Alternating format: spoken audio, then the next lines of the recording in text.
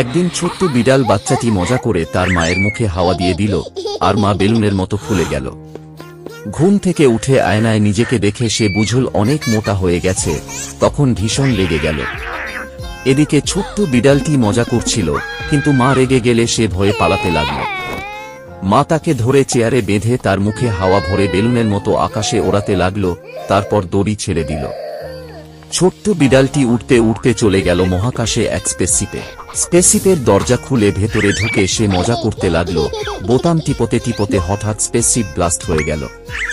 তখন ভয়ে সে কান্না শুরু করল। ঠিক সেই সময় তার বাবা ঘরে ফিরল। মা সব ঘটনা বাবাকে জানাল।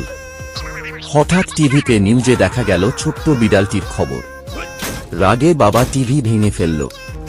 তারপর বাবা লোহার টুকরো দিয়ে বানাল iron man suit. Iron man হয়ে সে উড়ে গেল বাচ্চাটিকে বাঁচাতে। অবশেষে বাচ্চাটিকে উদ্ধার করল, কিন্তু তখনই পুলিশ এসে বাবা মেয়েকে ধরে নিয়ে গেল, কারণ তাদের কারণে স্পেসশিপ নষ্ট হয়ে গিয়েছিল।